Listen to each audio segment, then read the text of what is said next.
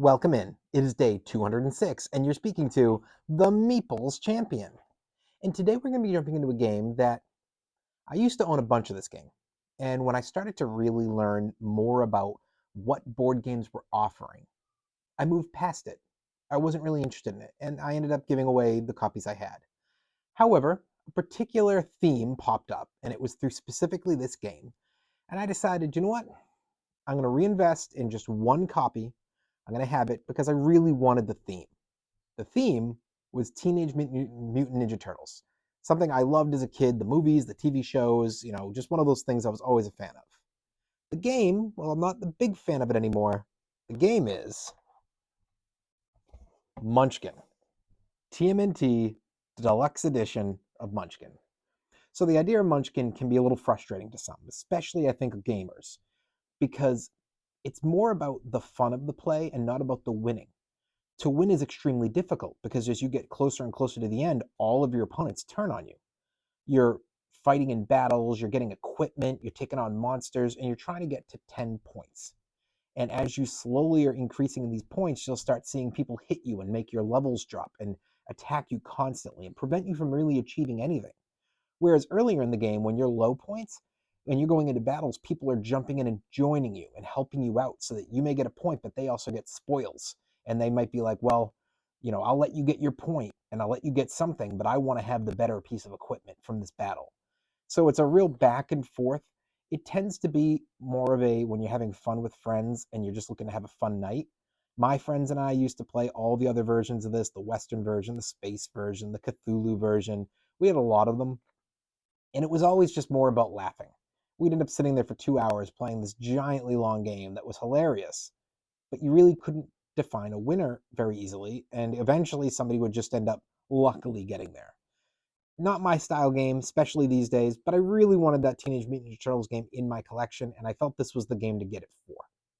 That being said, we're going to be judging this game specifically, so why don't we jump in, talk about our 7 categories, and see where this one lands for us.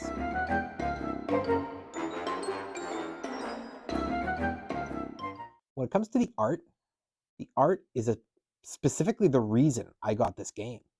I'm on Kickstarter. It was a Kickstarter edition, and I saw the box. And I mean, I'm a TMNT fan, but the box just grabbed me. I love this box art. It does a very good job. It gives the normal Munchkin games a much more serious tone, whereas most of those are all goofy fronts. So I loved that setup. And the inside, the cards, it makes you almost feel like when you watch the real serious TMNT TV shows or cartoons or read the comics, that old Japanese art style of the cards in certain ways, in scripture type look, in the coloring. It's really good. It's got to be a thumbs up.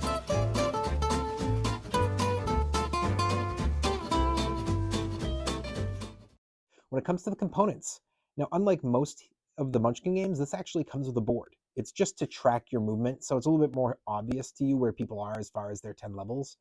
But then it's got loads of cards, which is really the whole point. And I think that they did a good job on this. They definitely, I mean, I got a deluxe version, so I'm not sure where the regular would be, but I'd assume components wise, it should be roughly the same. I'm assuming they just didn't come with the board and a couple of the other little things. But overall, they did a very good job on these components. Got to be a thumbs up. Your price. So this is not a game that you're going to find in many stores. I would be shocked if you find this even one of every 5 board game stores. It was a one-time run on Kickstarter. It did well, but it didn't blow up. And because of how much stuff is out for Munchkin, this is just not going to be at the forefront of that. This was a very niche group, which is why they went through Kickstarter. That's not a Kickstarter game. Munchkin doesn't do Kickstarter, but they really wanted a TMNT version, so they decided for those who were really interested, they'd do a run on Kickstarter. So to find this today, I don't think it's impossible to find. It's not like they only made a few hundred copies. They probably made thousands. But compared to the other games in Munchkin, it's got to be 5-10% at most compared to one of those.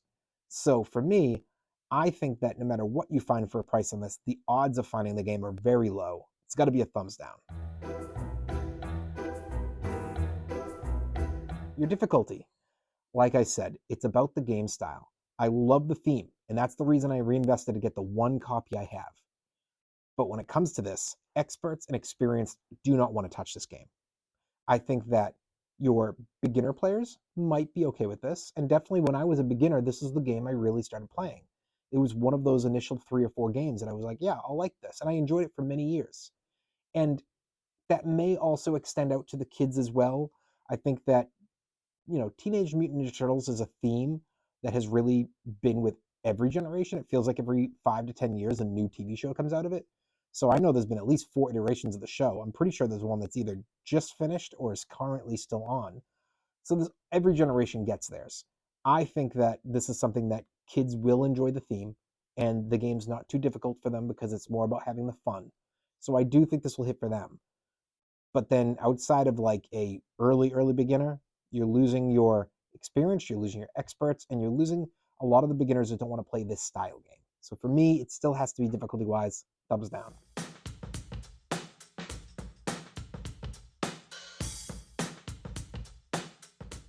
Replayability. So the concept of these games is simple. The idea is that you're getting together with friends and you don't have to do a giant setup and you don't have to do a bunch of rules. You're just going to basically put the deck down, deal with the cards, and just start going. And when you have that kind of game, the replayability is extremely good because it doesn't require forethought.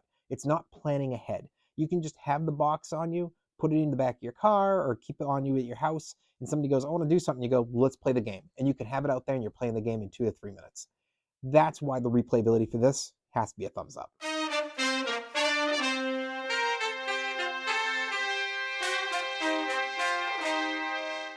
Your keys to victory. Like I said, it's all about that balance act. If you have points way ahead of everybody, you're going to get teamed up on quick.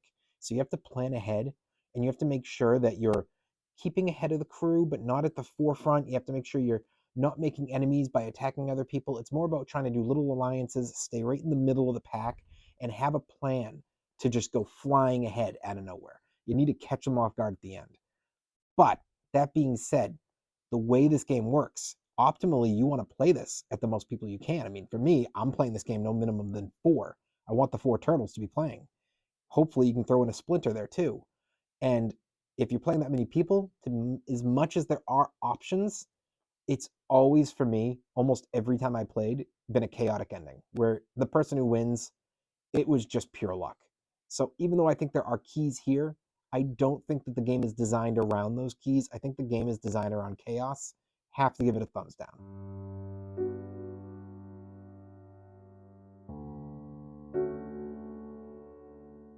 Unique. Is the game unique? I love the theme. I do. It's a great theme. But unique? No. There are literally dozens of other Munchkin games. And each one of them has its own theme, cards that work a little different, some rules that you can intertwine. You can mix them, making your game bigger and bigger. It's not like you only can play A or B or C. You can play A and then play B, and it can feel like a little bit of a different game, and then mix them together, and now they're even a different game. So, in my opinion, every one of them has to be considered a unique game. And as such, this does not stand out now. The theme is very unique within that game, but it itself is not unique. It's a thumbs down. Overall, what do I think? I think Munchkin's a fun game, and I think the TMNT version is a fantastic art, fantastic theme, much better box presentation, but I don't think this is one I'd recommend to buy. I am hoping one day to find a much better Teenage Mutant Ninja Turtles game that will be more my style. I believe there is something out for it, but I know I looked into it and it just didn't hit me. I think it was more co-op, which is not my kind of games. But I just think that the theme, I'm happy I have it in my collection, but I would definitely replace this if I could find a better game for this theme. Well, it has been day 206, and we've been speaking about the game TMNT Munchkin, the deluxe edition. And you've been speaking to the Meeples champion. Like, share, subscribe, and if I can find a version of this on Amazon, I'll add it down below so you can add this game to your collection. Until next time, I'll talk to you tomorrow.